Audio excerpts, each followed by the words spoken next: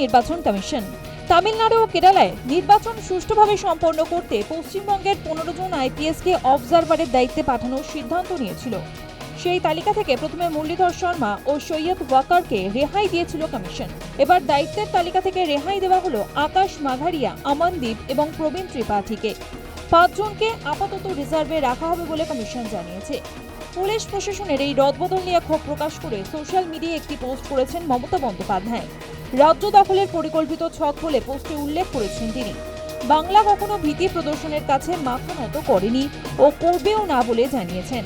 Mamata social মিডিয়ার post নিয়ে পাল্টা কটাক্ষ করতে ছাড়েনি বিরোধী শিবির। পুলিশ প্রশাসনকে কুক্ষিগত করার যে চেষ্টা হয়েছিল রদবদলে স্পষ্ট বলে মনে করছে তারা। শুধু ভোট লুট করার জন্য আপনি এই সমস্ত অনৈতিকতাকে প্রশ্রয় দিয়ে এসছেন। আর আজকে আপনি চিৎকার করছেন কি?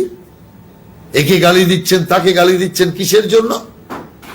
কয়েকটা অফিসারকে এক পদ থেকে আরেক পদে সরিয়ে দিয়েছে, তার জন্য তো।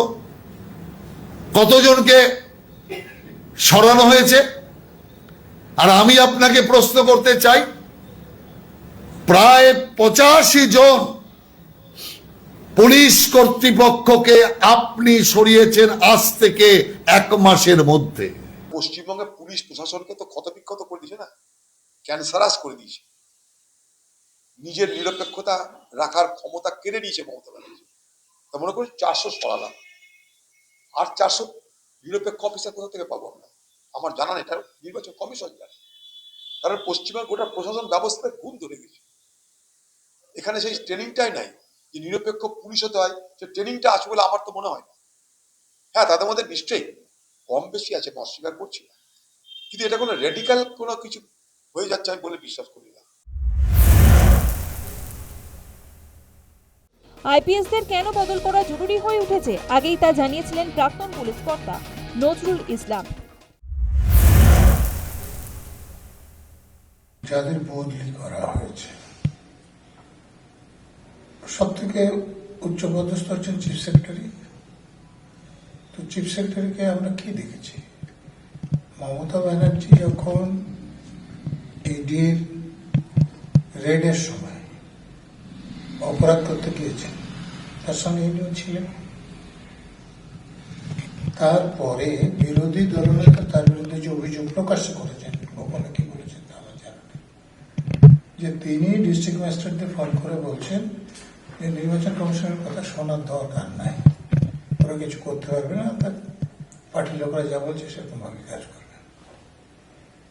কোন অফিসার যদি এরকম কথা সত্যি বলেন, এখানে প্রশ্ন থাকতে পারে যে সত্যি কিনা, কিন্তু ওই আইপ্যাকের ওখানে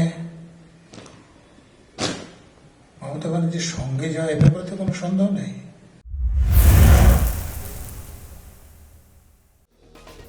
এদিকে বৃহস্পতিবার নির্বাচন কমিশনের সিওর সঙ্গে দেখা করেন পুলিশ কমিশনার অজয় কুমার নন্দে এবং ডিজি সিদ্ধিনাথ গুপ্তা। ভোট প্রস্তুতি নিয়ে কথা হয়েছে বলে জানিয়েছেন রাজ্য পুলিশের নতুন ডিজি। মিটিং ছিল কিভাবে ইলেকশনে এগোনো যাবে, কি ম্যান পাওয়ার কিভাবে থাকবে, ওটাই নিয়ে মিটিং ছিল।